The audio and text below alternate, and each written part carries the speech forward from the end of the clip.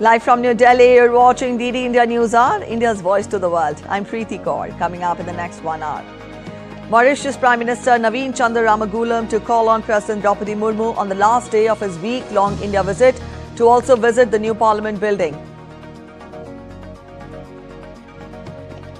U.S. trade negotiator Brendan Lynch in New Delhi as India-U.S. to restart trade talks. Day-long trade talks mark the first engagement since U.S. imposed steep tariffs. Gulf states call for concrete response against Israel's attack on Doha. Gulf Cooperation Council's joint defense body to meet soon. Israel threatens Hamas wherever they are. U.S. strikes alleged Venezuelan drug vessel for the second time in a month. Venezuela's Maduro terms U.S. behavior as aggression. Trump says he will stop cartels coming by land too.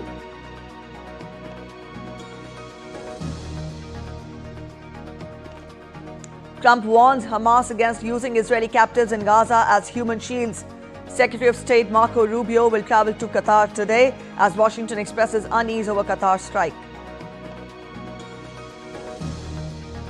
Rains wreak havoc in parts of Himalayan states of Uttarakhand and Himachal Pradesh. Series of cloud bursts and landslides recorded. Prime Minister Modi takes stock of the situation and assures all possible support.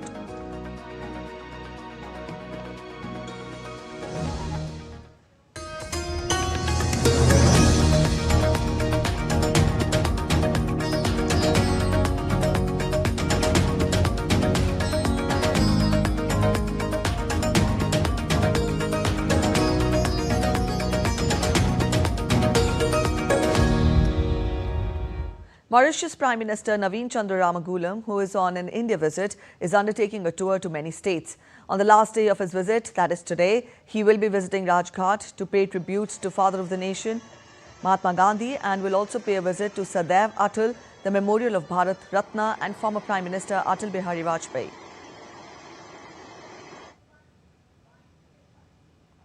The Mauritius Prime Minister Naveen Chandra Ramagulam also visited Tirupati, a city in the Indian state of Andhra Pradesh.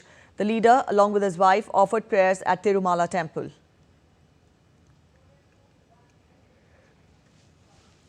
During a week-long visit, several MOUs were inked for cooperation in technology development projects with India. Mauritius Prime Minister, along with Prime Minister Modi, announced that both the countries are not just partners, but a family. The visiting leader, along with his spouse, offered prayers at Kashi Vishwanath Temple for prosperity of their nation and public welfare.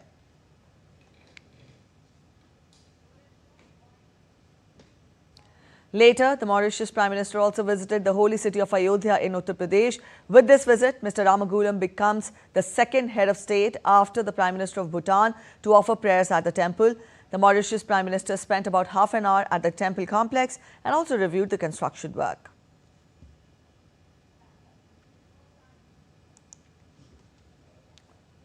U.S. Assistant Trade Representative Brendan Lynch arrived in India late on Monday night for a crucial round of trade talks with Rajesh Agrawal, India's chief trade negotiator and special secretary in the Commerce Department.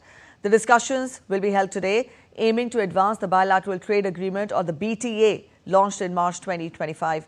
Focused on resolving U.S. tariffs on Indian goods and boosting trade in various sectors including services and manufacturing, the negotiators are targeting a first phase deal by November. In the meeting today, both countries would try to make a basic framework of easing out tariff imposed on each other's goods and services. Earlier, both countries had set a bilateral trade target of $500 billion by 2030. India's Home Minister Amit Shah will inaugurate the second national conference of the Anti-Narcotics Task Force Heads of States and Union Territories in New Delhi today. The two-day conference will serve as a strategic platform to reinforce Prime Minister Modi's commitment to a drug-free India and to formulate a roadmap to achieve this goal. The theme of the conference is United Resolve, Shared Responsibility. The conference will hold a comprehensive review and analysis of the collective efforts made by all concerned stakeholders in combating the drug menace in the country and deliberate on the future roadmap. The minister will also release Narcotics Control Bureau, that is NCB, Annual Report 2024 and launch online drug disposal campaign.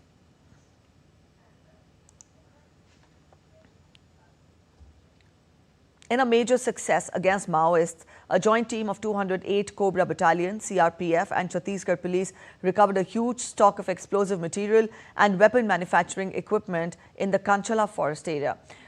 Forces are conducting the search and operation in Kanchala forest,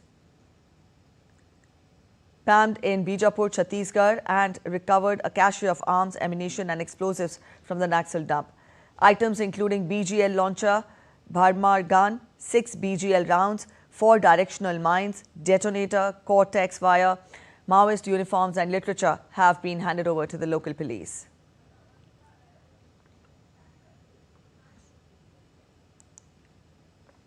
Five Bangladeshi students of National Institute of Technology, Silchar, have been suspended for involvement in violent clashes in the campus. The decision was taken after clashes between two groups of students turned violent, causing injuries to the few students last week. An inquiry committee was constituted for investigation of the case, and as per the recommendation of the inquiry committee, 5 students were suspended for a period of 1 year. All the 5 suspended students are Bangladeshi nationals. The director ruled out involvement of any Indian student in the incident.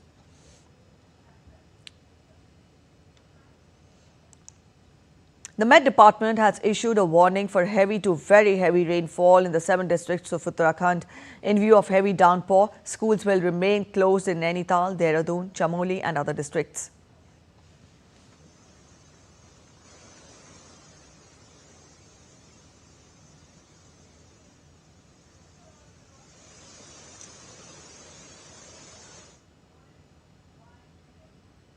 Continuous rain in the state halted Kedarnath highway after boulder crashes down amid rain fury in Rudraprayag.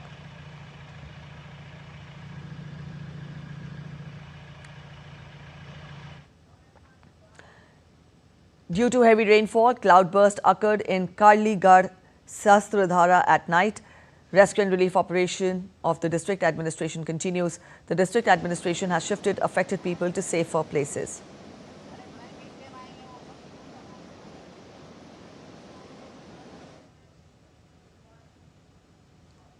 Additionally, a bridge near Fun Valley and Uttarakhand Dental College on the Dehradun-Haridwar National Highway has been damaged, further disrupting traffic in the region.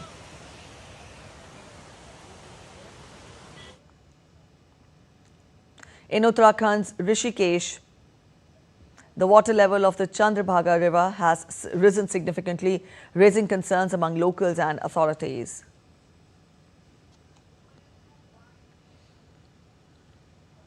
In Himachal Pradesh, extremely heavy spell of rain in Shimla and surrounding areas has put life completely out of gear in the capital city. Landslides have been reported from more than one place, and Cart Road, the main arterial road of the valley, is blocked for traffic.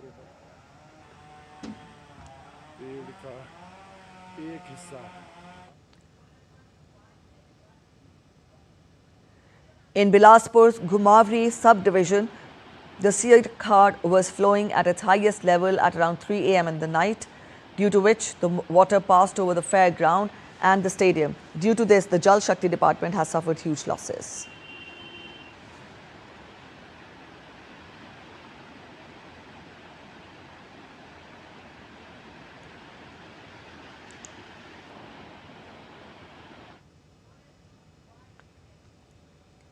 As rains wreak havoc in parts of the state, Uttarakhand Chief Minister Pushkar Singh Dhami took stock of the situation in the affected areas and assured all possible help.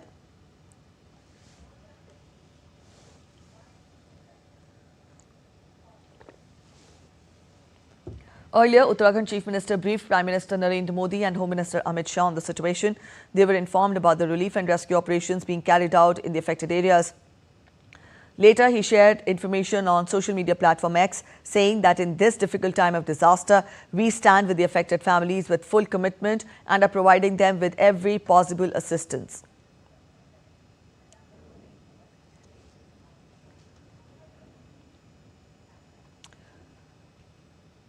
Rachna Verma is joining us from Shimla on phone line. Rachna, good morning. We've told our viewers about the difficult situation people are facing in Shimla and adjoining areas. You tell us, how has the morning begun and how do we expect the day to pan out? Hi, good morning, Preeti. But it seems that the morning is not as good for the rest of the country as for the Himachal. Let me just inform you that the late last night, a tragic incident was reported from Mandi, Dharampur and Nihri Tehsil. A bus stand and a house came under the impact of massive landslide after a hill suddenly collapsed. The house was completely buried under the debris. The rescue teams rushed to the spot, but due to the road blockages already made operations extremely difficult. Whereas in Shimla district, last night, two major roads were hit, and apart from the adjoining areas, was also hit by the massive landslides, due to which the commuting problem has arisen a lot, and the traffic in the schools has hit massively. Today was the exam was also scheduled, which has also been postponed by departments, various schools. But this is one of the major problems people are facing here now. It looks like that monsoon is taking no rest right now for the people of Himachal. All right, Rachna, also give us the specific details of the areas that have been affected by this downpour, and also when we talk of the daily, day-to-day life operations of the people there, schools, colleges, offices, what is the status? See, it's been 3 months that Himachal is facing this continuous rainfall and the massive landslide as well. If I may talk about the particular areas, so there is a BCS, which is in between the Shimla and Old Basti, and there is one more particular area, which is Himland, which is a connecting road to all other roads. That has also been affected because of that. And additionally, the nearby areas have been reported landslides, though it is very difficult to right now to get a full details of these places because it just started the rescue operation. The first come first thing, since it is the capital, it keep moving. So district administration is starting up the rescue operation here. Though it has definitely made day-to-day life very difficult here. All right, Rachna, thank you so much for joining in with those updates.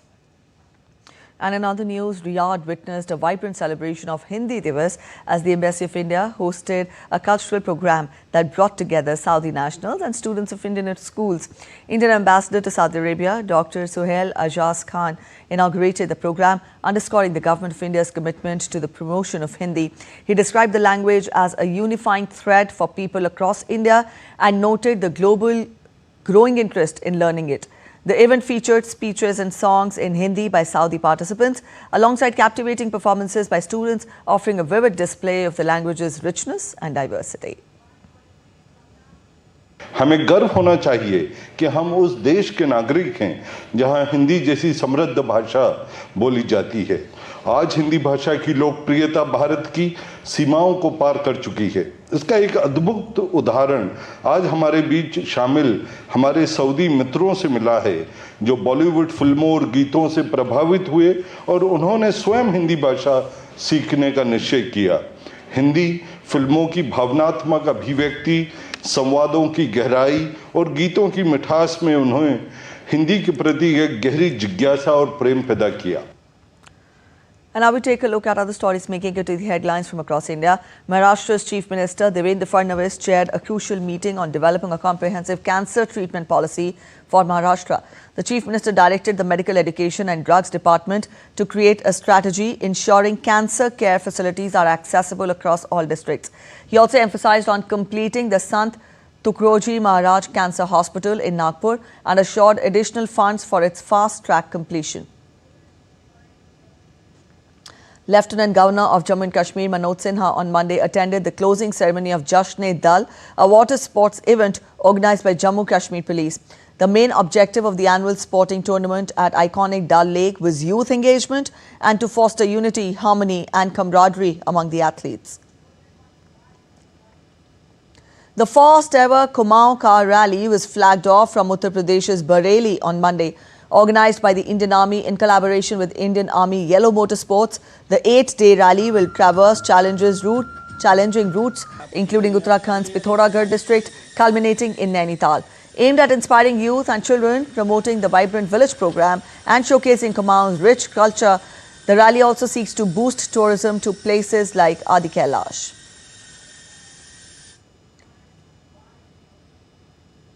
Kota in Rajasthan is set to make history with the creation of a 215 feet tall Ravan effigy for the Dussehra festival.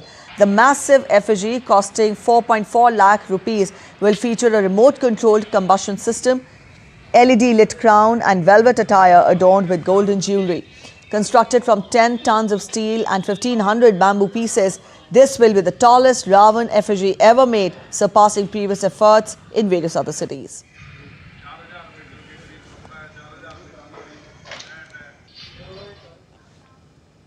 You're watching DD India Newshour. We're heading for a short break, but after the break, NATO-led military drills underway off Greenland coast. Belarus and Russia too conduct joint military drills.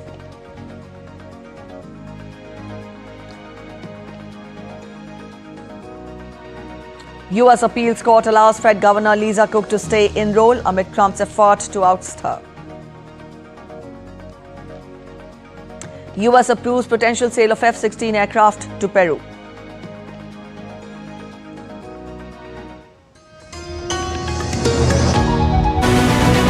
This week on Defense Dynamics, we decode HAL's bold gamble. Can the Sitara trainer transform into a combat fighter?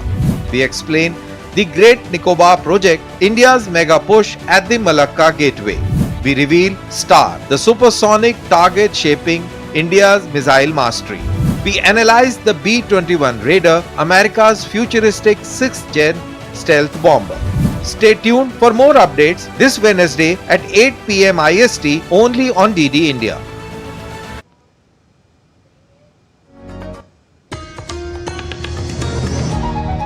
Welcome back after the break. You're watching DD India Newshour. Let's get you developments from West Asia. An emergency summit of Arab and Muslim countries held in Doha has declared its solidarity with Qatar and condemned Israel's bombing of the Qatari capital last week. The extraordinary joint session between the Arab League and the Organization of Islamic Cooperation gathered nearly 60 member states on Monday. Leaders said the meeting marked a critical moment to deliver a united message following what they described as an unprecedented escalation by Israel. A joint statement from the summit called for reviewing diplomatic and economic relations with Israel and initiating legal proceedings against it.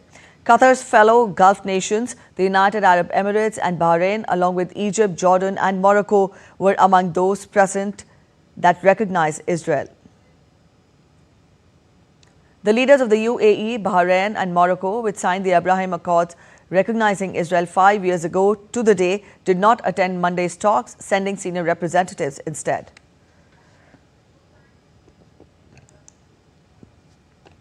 During the closing statement of the Emergency Arabic Islamic Summit, Gulf leaders said that the security of their states was indivisible. The GCC said that consultations were already underway among the bloc's military bodies to build up Gulf deterrent capabilities, with a meeting of the group's United Military Command to take place soon in Doha. The joint statement called for a meeting to be held in Doha to discuss further steps to ensure that the safety and the joint security of the GCC countries is addressed. Expect our strategic partners in the United States to use their influence on Israel in order for it to stop this behavior. We really do expect that. They have leverage and influence on Israel, and it's about time that this leverage and influence to be used. Meanwhile, Israeli military has begun their ground offensive in Gaza City after launching airstrikes in Qatar. Israeli Prime Minister Benjamin Netanyahu did not rule out further strikes on Hamas leaders wherever they are.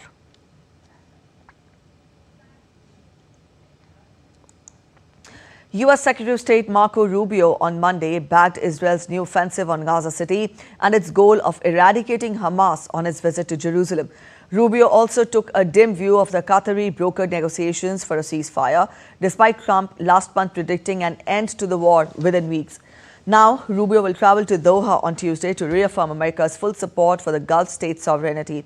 He called on Qatar to continue to play a constructive role in resolving the Gaza conflict, saying it could help reach the goals of releasing all 48 hostages still held in Gaza, disarming Hamas and building a better future for Gazans. Qatar is home to the largest U.S. air base in the region.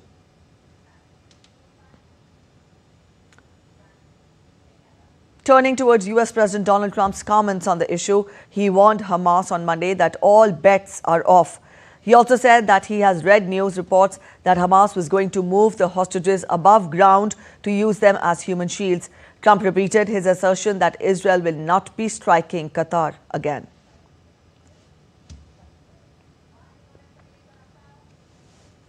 He won't be hitting Qatar, but he will be maybe going after. Now, there was an article that I read in a newspaper just about an hour ago where Hamas said they're going to use the 20 hostages as human shields. They're going to bring them up from the dark tunnels, and they're going to put them in the line of fire so that if Israel goes forward, they're going to die. And I thought that was very terrible. And I put out a statement on that. You saw that. At the United Nations, two major issues dominated Security Council meet on Monday. One was the intensifying hostilities between Israel and Yemen's Houthis against the backdrop of the Gaza conflict. UN Special Envoy Hans Grundberg said that Houthis, known formally as Ansar Allah, had targeted Israel with numerous drones and missiles that caused civilian injuries and disrupted an airport. While Britain's Deputy UN Ambassador James Kariuki condemned persistent Houthi aggression with continuing missile and drone attacks against Israel and against shipping in the Red Sea. UNA Chief Tom Fletcher warned of worsening hunger, saying Yemen is the third most food insecure country on the earth. The other issue was Houthis' detention of UN personnel. More than 40 staff remain in custody, along with a colleague who died in detention. Fletcher called the detentions as intolerable. The detention of another 22 United Nations staff by the Houthi de facto authorities since the 31st of August is intolerable. This is in addition to the 23 staff who were already detained, along with dozens of staff and former staff from international NGOs, civil society, and diplomatic missions. So I would reiterate the central demands that you made as a council in your statement on the 12th of September, the immediate release of all those detained by the de facto authorities, and your clear message that those delivering humanitarian aid must be protected. That arbitrary detention of now 44 UN staff, the forcible entry of UN offices, the seizure of equipment, all of that fundamentally undermines our ability to continue to deliver at scale in these locations. NATO's Arctic Light 2025 military exercise is currently underway off the coast of Greenland with over 550 soldiers from Denmark, France, Germany, Sweden and Norway. A 10-day Arctic drill features the Danish frigate HDMS Niels Juel, F-16 jets, EH-101 helicopters and special forces. France has deployed the FS Guérin support vessel, drones and the mountain infantry, while Germany is contributing observer teams. Key activities during the drills include boarding of the vessels, infrastructure protection, drone deployment, search and rescue operations, marine environmental protection and disaster response. While joint war games are also underway between Russia and Belarus with the name Zapad 2025, the exercise being held at training grounds in both countries is a show of force that both say is designated to test combat readiness. But it has unnerved some neighboring countries after the drone incursion into Poland as Moscow's war in Ukraine grinds towards its fourth year. Warsaw has temporarily closed its border with Belarus as a precaution. The U.S. State Department has approved the potential sale of F-16 aircraft and related elements of logistics and program support to Peru in a deal valued at an estimated $3.42 billion. The sale will also enhance Peru's military partnership with the United States on an enduring long-term basis. Peru will have no difficulty absorbing these articles and services into its armed forces. The proposed sale will enhance the Peruvian Air Force's ability to control its sovereign airspace. The proposed sale of this equipment and support will not alter the basic military balance in the region. U.S. Federal Appeals Court ruled that Central Bank Governor Lisa Cook could remain in her role for now with a rate-setting meeting this week after U.S. President Donald Trump sought to fire her. Trump has sought to oust Cook from the Federal Reserve over allegations of mortgage fraud, but the ruling from the U.S. Court of Appeals for the District of Columbia Circuit allows her to participate in a key two-day interest rate meeting due to start early Tuesday.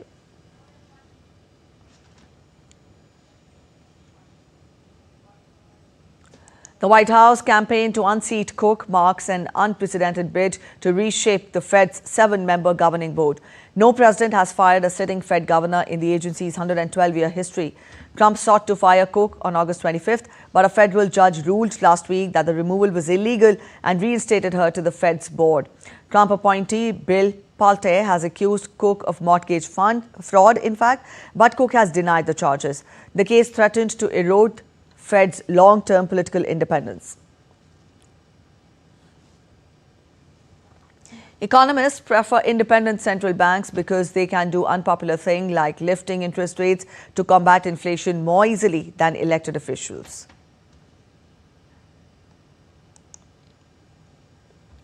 The U.S. Senate narrowly confirmed Stephen Miran to the Federal Reserve's Board of Governors, expanding President Donald Trump's influence over the world's most important central bank and handing his top economic advisor one of the 12 interest rate setting votes on the eve of a key policy meeting. Pending the completion of paperwork and his swearing in, Miran will take part in the U.S. Central Bank's two-day policy meeting that starts on Tuesday.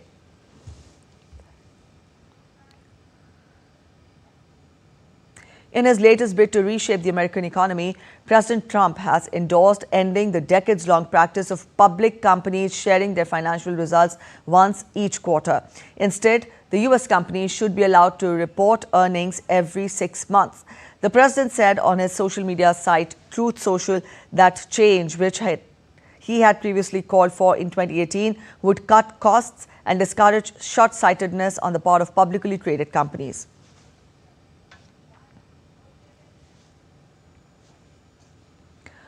Trump said that this will save money and allow managers to focus on properly running their companies. Currently, the Securities and Exchange Commission requires corporations to report their financial statements every 90 days. Half-yearly reporting would mark a huge change in disclosure requirements and put the U.S. in line with the U.K. and several other countries in the European Union.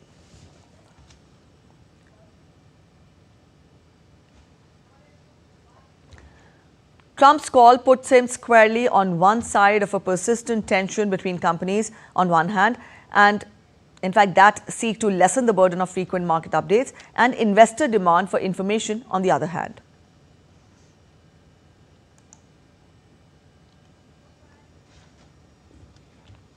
U.S. President Donald Trump announced a new military strike on a boat carrying alleged drug traffickers in the Caribbean on Monday. 3 men were killed in the strike. Trump terms the violent drug trafficking cartels narco-terrorists. This development comes after U.S. forces struck a boat that Trump said was carrying massive amount of drugs from Venezuela, killing 11 people.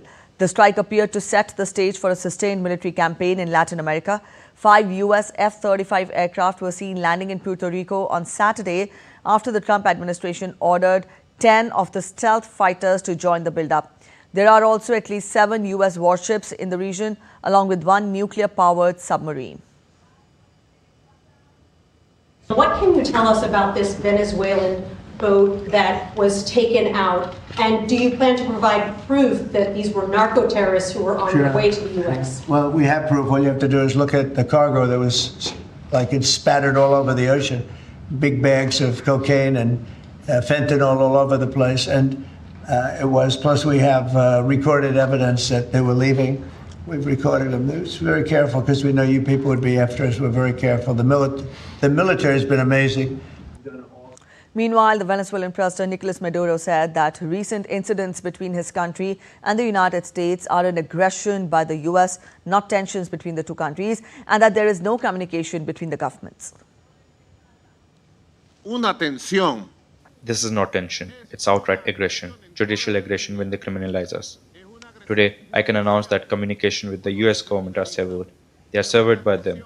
We do not operate under threats. With intimidation, there will never be anything, and they know it. So they have moved from a stage of strained communication to none at all. And history will continue. You're watching DD India News. We are waiting for a short break, but after the break, Nepal's new Home Minister Om Prakash Aryal pledges free elections and good governance. U.S. judge rejects lawsuit against SpaceX rocket launches. World Ozone Day observed today as ozone layer continues to heal.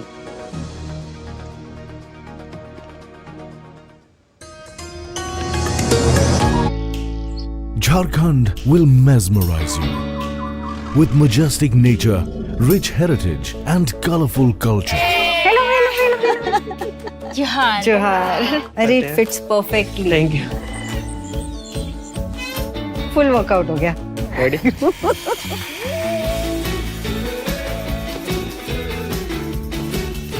Postcards from Jharkhand on National Geographic.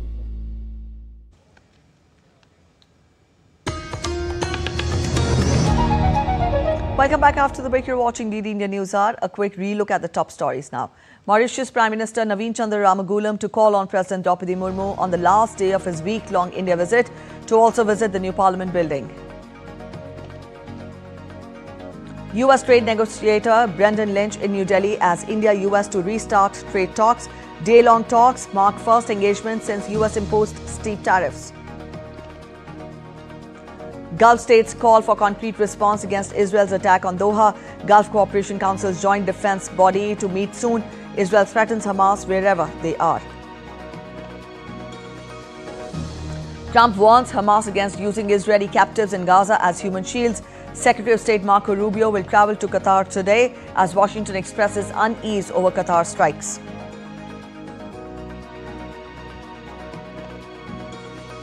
U.S. strikes alleged Venezuelan drug vessel for the second time in a month. Venezuela's Maduro terms U.S. behavior as aggression. Trump says he will stop cartels coming by land too. Rains wreak havoc in parts of Himalayan states of Uttarakhand and Himachal Pradesh. Series of cloud bursts and landslides recorded. Prime Minister Narendra Modi takes stock of the situation and assures all possible support.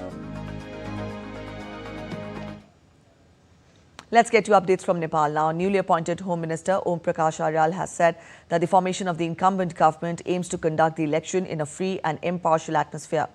Talking to media persons after assuming his office at the ministry on Monday, he said that the government was formed with this explicit mandate. According to him, rebuilding physical structures damaged during the recent demonstrations and guaranteeing good governance will be equal priorities for the government. He emphasized that those ousted by the revolt see a path for re-entry. They must test themselves through election and seek citizens' mandate. While those also who claim success through the revolt must have it fully confirmed by the people through the electoral process.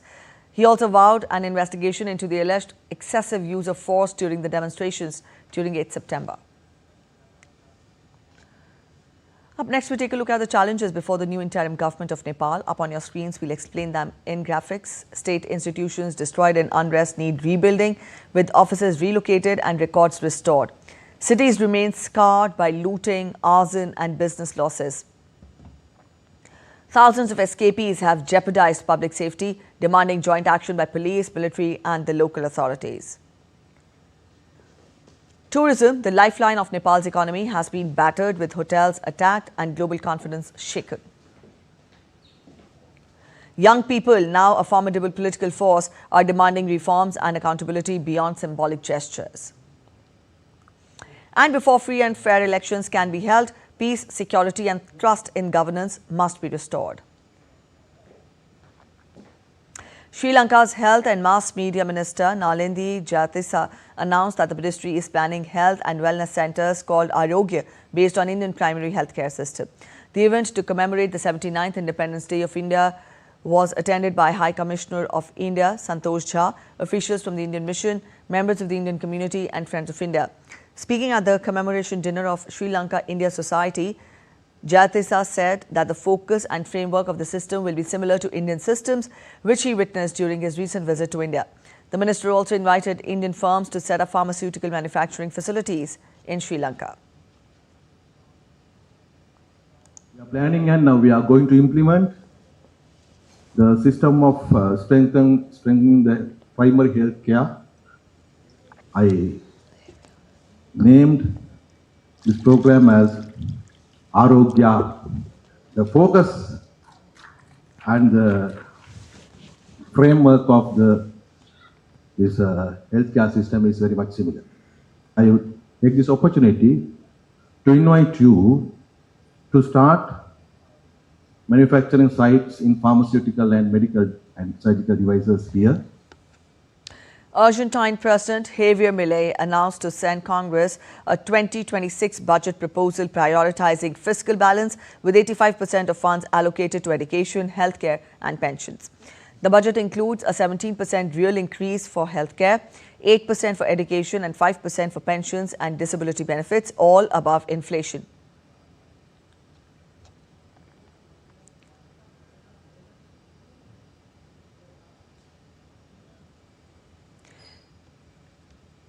Milei, whose libertarian government has cut inflation from over 200% to 33% since taking office, faces a critical legislative election next month.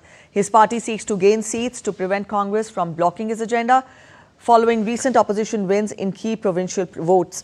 Argentina has not passed a budget law during Milei's first 2 years in office, and the upcoming election will test his ability to push through economic reforms.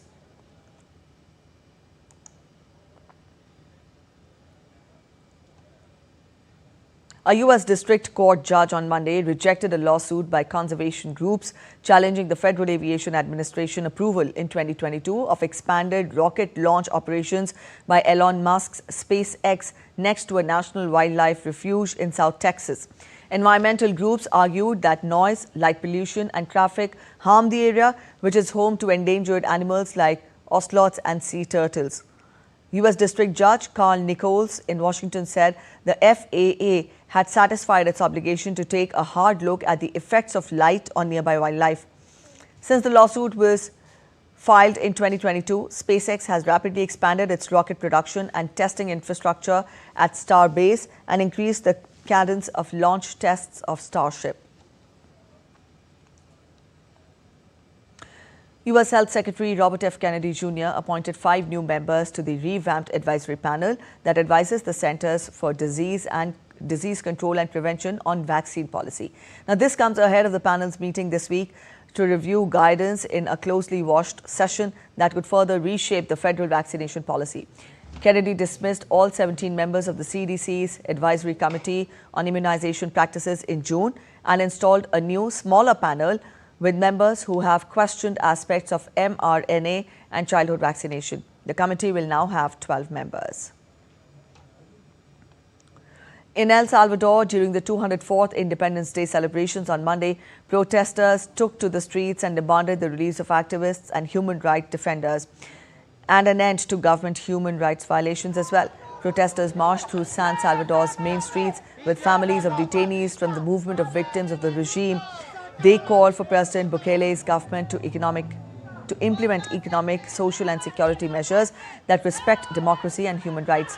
Since declaring a state of emergency in March 2022, Bukele has suspended constitutional rights, restricted press freedom and weakened judicial independence.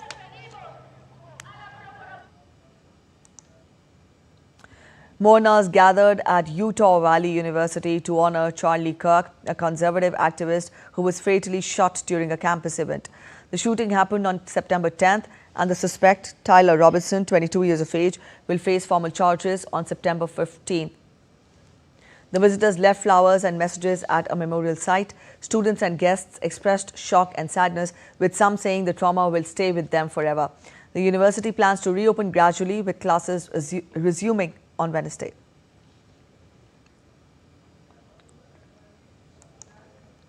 Australia will not require social media giants to verify the ages of all users under its ban on under 16s using the platforms. The platforms like Facebook, Snapchat, TikTok and YouTube are expected to take reasonable steps to stop children from accessing the apps. Australia has been a leader in global efforts to prevent internet harm, but current legislation offers almost no details on how the ban will be enforced, prompting concern among experts that it will simply be a symbolic piece of unenforceable legislation. Social media companies have also described the laws as vague, problematic and rushed. Tuesday's long-awaited regulatory guidelines said that social media platforms will need to take a multi-layered approach to age checking. World Ozone Day is being observed today with the aim to raise awareness about the protective ozone layer in our atmosphere, often referred to as Earth's umbrella.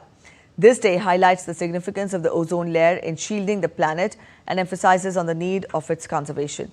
World Ozone Day serves as a reminder of the commitment to protect this vital resource, which helps prevent harmful ultraviolet or UV radiation from reaching the Earth's surface. Meanwhile, according to the United Nations, ozone layer continued to heal in 2024, putting it on track for full recovery by mid-century. Latest reports showed that the ozone hole last year was smaller than in the recent years. It added that changes in policies and climate change events, such as wildfires, however, could delay the recovery. A quick look at other stories making it to the headlines from across the world.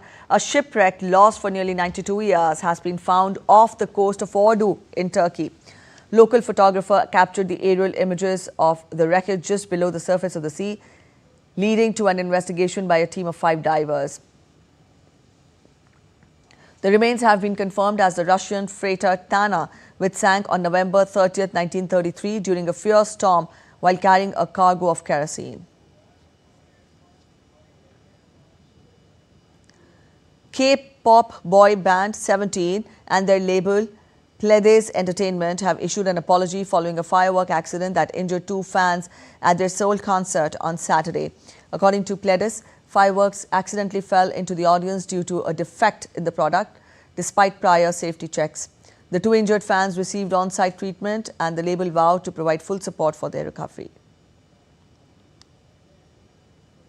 The Colombian capital of Bogota, in partnership with Universidad Antonio Nariño, is tackling its pigeon population by implementing a large-scale sterilization program.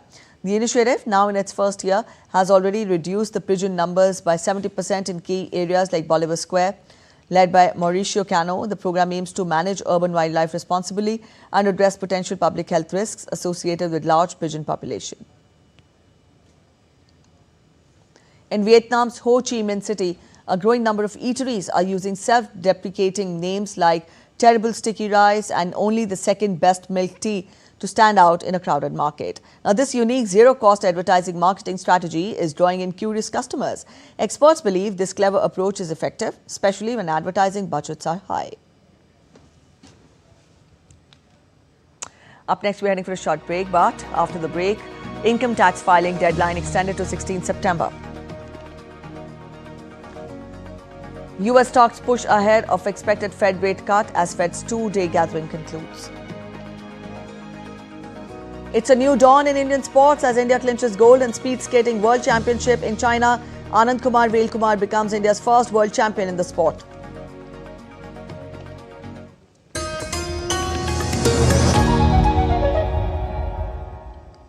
Welcome to DD India, where a billion voices unite, connecting viewers to the stories that matter. India is not just another news channel.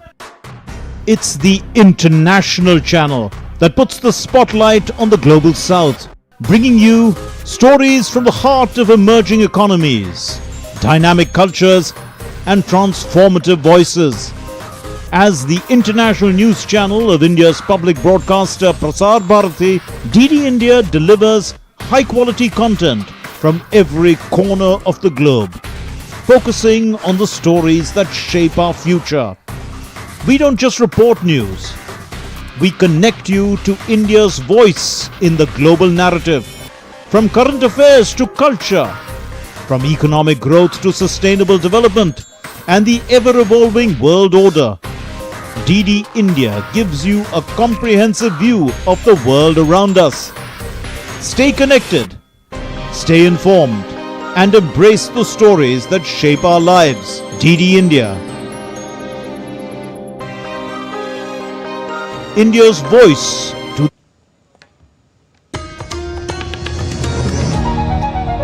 Welcome back after the break. You're watching DD India Newshour. Let's get you updates from the world of business now. Stock markets mostly rose on Monday as traders geared up for an expected interest rate cut by the U.S. Federal Reserve this week.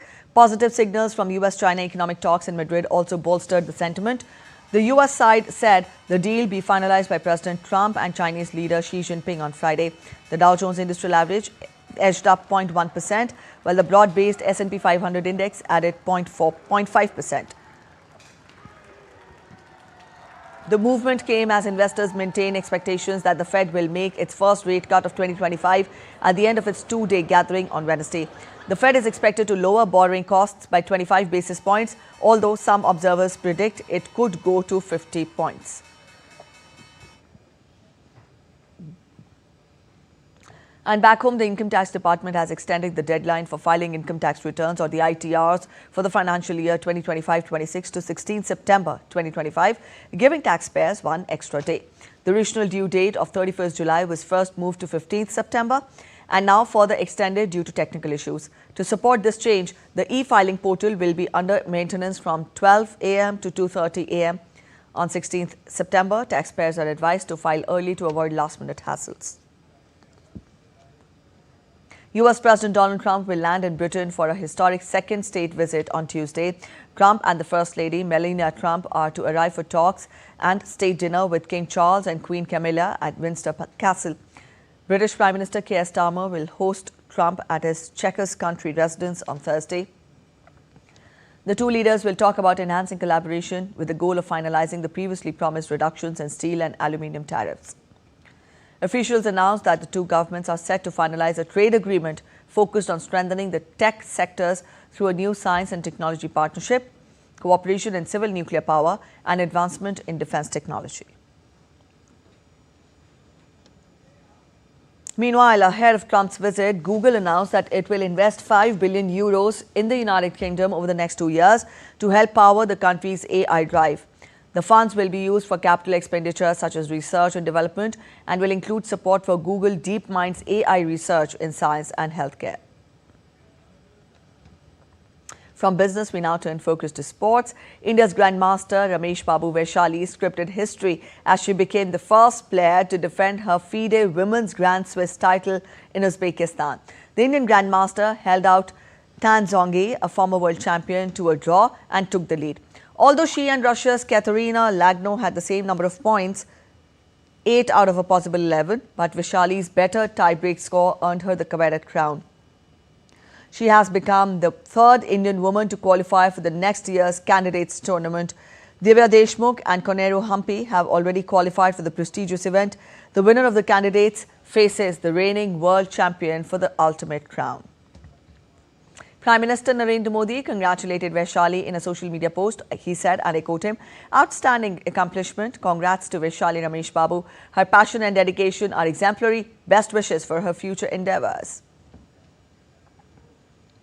And India scripted a historic moment in global skating as Anand Kumar Velkumar clinched the country's first ever gold at the Speed Skating World Championships in China on Monday.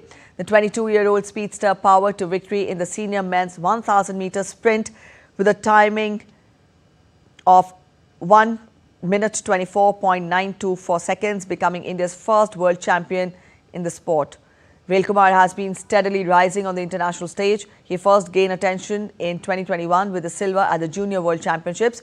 With 2 historic bronze medals in a month, his success marks a breakthrough for Indian speed skating and signals a bright future for the sport in the country.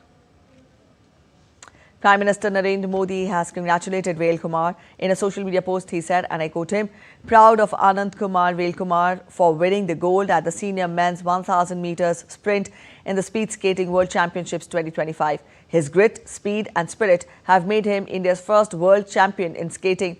His accomplishment will inspire countless youngsters. Congratulations to him and best wishes for all future endeavours." Afghanistan seamer Naveen ul Haq has been ruled out of the ongoing T20 Asia Cup because of an injury. Haq, recovering from a shoulder injury, has not been declared fit by the Afghanistan Cricket Board to participate in the tournament. He did not feature in Afghanistan's Asia Cup opener and missed the tri-series with Pakistan and the UAE in the build-up to the series. He was last seen in action during the Major League Cricket competition for MI New York in June. Reserve pacer Abdullah Ahmadzai, who recently made his international debut, has been added to the main squad for the Asia Cup. The International Hockey Federation announced that the FIH Hockey Pro League 2025-26 season will commence in December. The 7th edition will be held from 9th December to 28th December in Ireland and Argentina simultaneously. A total of 144 matches will be staged over 7 months among 10 teams. The German and Belgian men's teams will open the season in Ireland, while in Argentina, reigning champions, the Netherlands take on debutants Pakistan. The Indian men's team will begin its campaign in February against Argentina, and its clashes against Pakistan are slated in June in England. The tournament also doubles up as a qualification for the 2028 Olympics. The winners of the men's and women's competitions will earn direct berths. United Arab Emirates defeated Oman by 42 runs in Abu Dhabi to secure their first win at the T20 Asia Cup. Batting first, the hosts posted 172 runs for the loss of 5 wickets in their allotted 20 overs. The foundation was laid by openers Mohammad Wasim and Alishan Sharafu, who added 88 runs. Both the players slammed half-centuries, while Wasim was top scorer with 69 runs. In reply, Oman got off to a disastrous start. They lost 5 wickets for merely 50 runs and were all out for 130 runs. Their 6 batsmen were dismissed in single digit. Pacer Junaid Siddiqui was pick of the bowlers with 4 scalps. In football, Borussia Dortmund will kick off their Champions League campaign with a trip to Turin as they face Juventus on Tuesday. The Italian giants have made a bright start to the season, winning their first 3 Serie A matches. Juventus will face an in-form Borussia Dortmund, who are also coming off a domestic win. But Juventus will miss the services of Francisco Conceição and Fabio Meriti, who are out because of injury. For Dortmund, Fabio Silva, Niklas Sule and Julian Duranville, Emre Can and Nico Schottler-Beck are confirmed absentees. The two teams last met in a competitive match 10 years ago, but did face each other in a friendly this year, which Juventus won 2-1.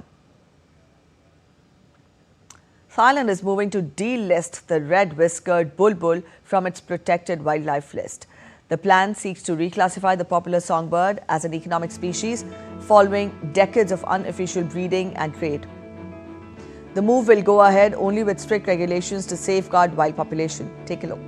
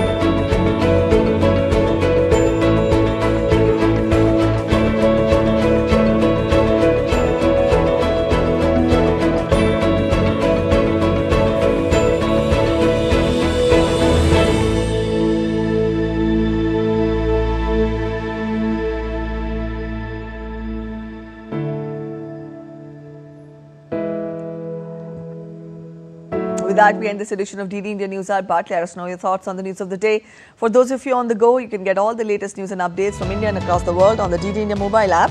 This app is available on both Android and iOS platforms, and you can download the respective QR codes. We'll be back with more news as it breaks here on DD India. I'm Preeti Kaur signing off, and from all of us here in Delhi, thanks for watching DD India Newshour.